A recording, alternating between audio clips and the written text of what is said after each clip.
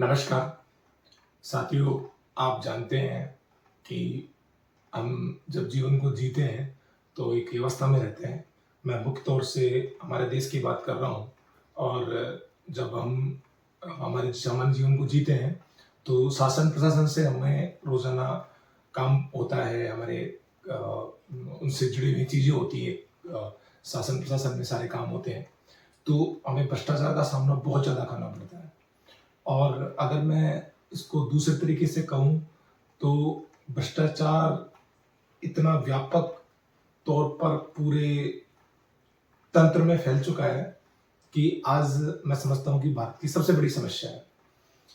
ऐसे में राजस्थान सरकार ने अभी हाल ही में जो निर्णय लिए और जो भ्रष्टाचार को लेकर के गंभीरता दिखाई और जो कार्रवाई करी वो बहुत ही प्रशंसनीय है। और मैं ये समझता हूँ कि आज पूरे देश में सभी सरकारों को भ्रष्टाचार के ऊपर सख्त से सख्त नियम और जो भी बेस्ट हो सकता है उसको करने की कोशिश करनी चाहिए।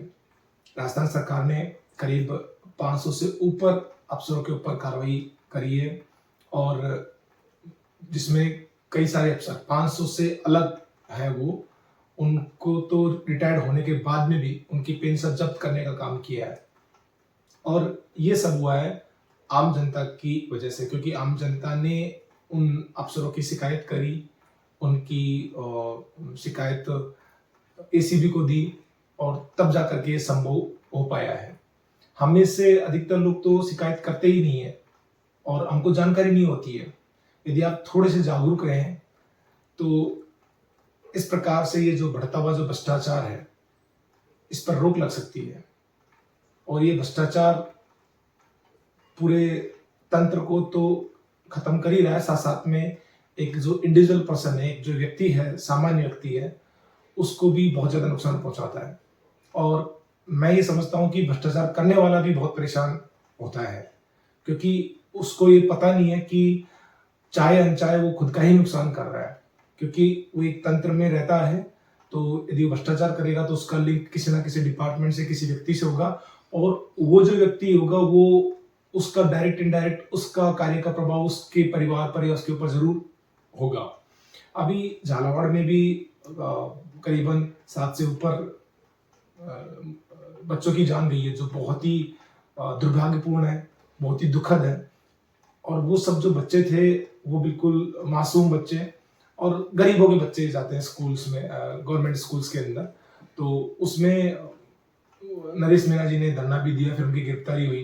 तो गरीब बच्चों के लिए, जो गरीब परिवार से आते हैं उनके लिए लड़ाई लड़ने वाला कोई नहीं है। ऐसे में जरूरी है कि हम इस प्रकार का तंत्र निर्माण करें, इस प्रकार का माहौल बनाएं देश में, ताकि भ्रष्टाचार कम से कम हो और या कम से कम भी क्यों हो, बिल्कुल ही खत्म हो सके। और कई देशों में ऐसा संभव हो पाया है और ये तभी संभव है जब जनता जागरूक होगी।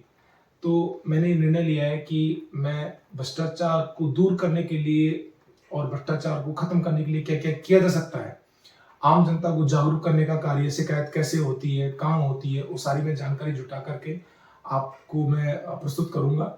और एसीबी के अंदर भी जो संबंधित अधिकारी जो बहुत अच्छा काम कर रहे हैं, हालांकि ये बड़ी विडंबना है और एक आयरनी भी है कि एसीबी के अधिकारी भी गिरफ्तार होते हैं करप्शन के चार्ज में, मतलब जिनके ऊपर जिम्मेदारी है। जैसे एक कहावत आती है कि दूध की रखवाली करने के लिए आपने बिल्ली को लगा दिया, तो वैसे ही बात होगी। एसीबी जो खुद भ्रष्टाचार को रोकने का काम करती है, उसमें जो अधिकारी हैं वो भी उसमें लिप्त पाए गए हैं, लेकिन ये अच्छी बात है कि एसीबी ने उनके ऊपर भी कार्रवाई करी है। तो अभी मैं ये कहना चाहता हूँ कि राजस्थान सरकार ने अच्छा काम किया है। रिटायर्ड हो चुके आरएएस, आईएएस और इंस्पेक्टर्स जिनमें शामिल थे उनकी पेंशन को रोका गया है और 500 से ऊपर अधिकारी उनके ऊपर एक भ्रष्टाचार को लेकर के जीरो टॉलरेंस पॉलिसी बनाई है। बहुत अच्छी बात है और मैं इसके लिए असम सरकार को शुक्रिया अदा करता हूँ और मुख्यमंत्री जी को शुक्रिया अदा करता हूँ कि अच्छा काम कर रहे हैं। अच्छे काम कोई भी सरकार करे उसकी प्रशंसा होनी चाहिए और बुरा काम कोई सरकार करे, कोई पार्टी नहीं, कोई पॉलिटिक्स नहीं, साफ सुथरा काम जो अच्छी बात है सही बात को कहना, ये लेकिन बड़ा मुश्किल हो गया है क्योंकि माहौल ही ऐसा बन गया है। तो मैं इसमें आपसे ये कहना चाहता हूँ कि ये जानकारी मैं आपको समय समय पर देता रहूंगा और भ्रष्टाचार को लेकर के मैं बहुत सीरियस हूँ और मैं बहुत इस पे काम करना चाहता हूँ। आम लोगों को जागरूक करने को लेकर के आम लोगों को कैसे जागरूक किया जाए ताकि शिकायतें इसी तक पहुँचे और वो सारे तरीके जिससे वो अपनी शिकायत दर्ज करा सकते हैं, उनको मैं आपके सामने प्रस्तुत करूँगा। धन्यवाद।